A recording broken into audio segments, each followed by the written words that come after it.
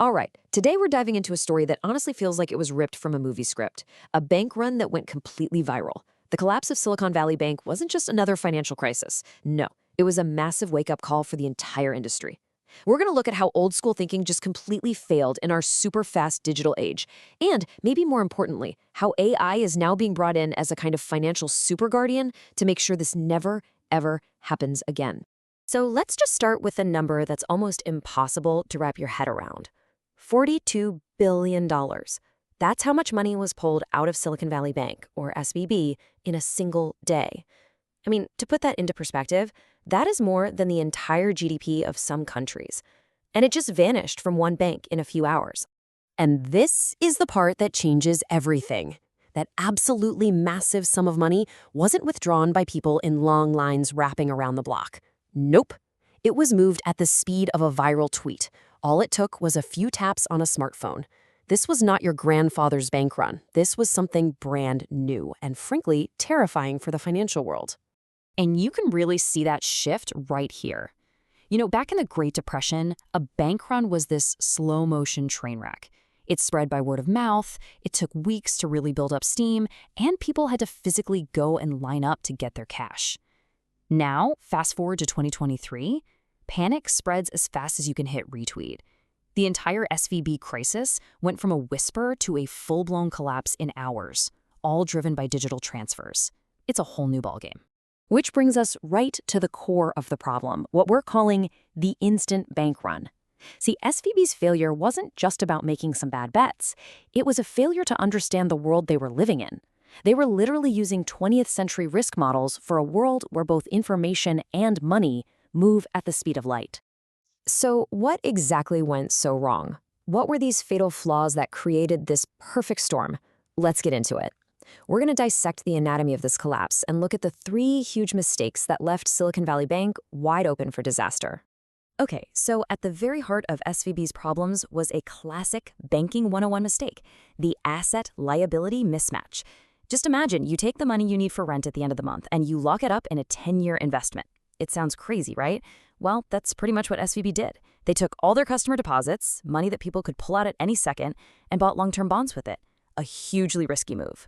So this slide breaks it down into three huge errors that created a total perfect storm. First, they fell into the duration trap.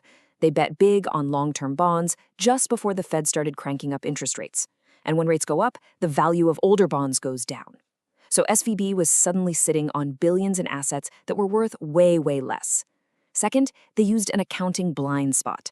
They classified these bonds as held to maturity, which is really just a fancy way of saying, hey, we're not planning on selling these, so we don't have to report how much money we're losing on them.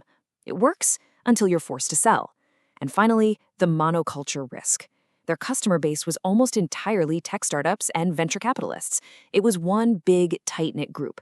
So when one person panicked, they all panicked at the same time, and they all ran for the exit at once. And what was the match that lit this whole powder keg? Social media. This quote just says it all. Viral tweets, frantic WhatsApp messages between some of the biggest names in tech, it created a digital stampede that no human risk officer could possibly keep up with. The old models just weren't built for that kind of speed.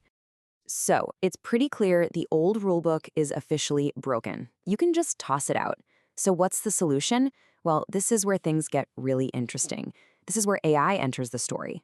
We're seeing a completely new playbook being written, one that uses artificial intelligence to stay ahead of the curve and build a proactive defense against these 21st century risks. This new system is basically a three-step early warning process. Step 1. The AI is constantly scanning everything, social media, news articles, you name it, to figure out the general feeling out there. It generates a real-time panic score. Step 2.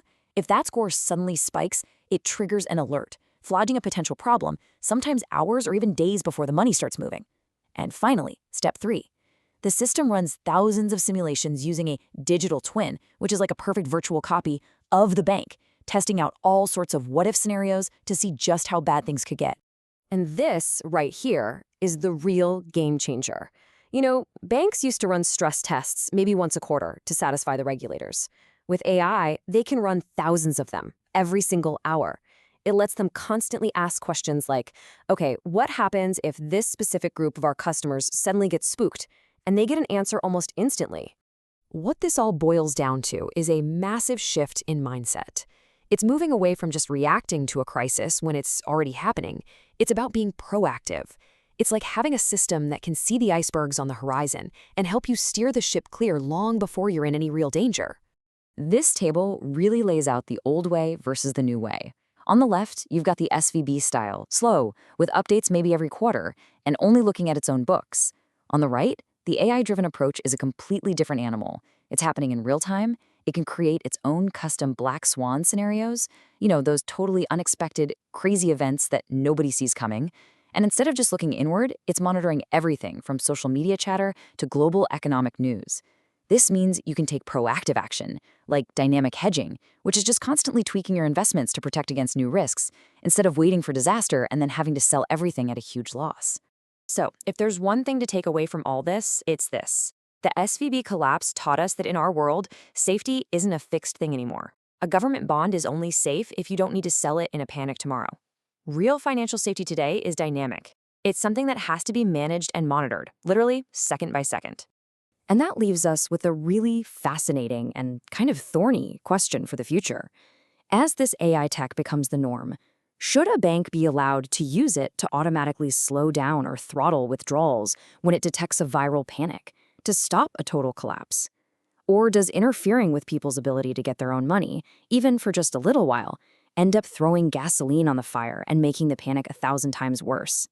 It's a huge ethical dilemma we're all going to have to figure out as money just gets faster and faster.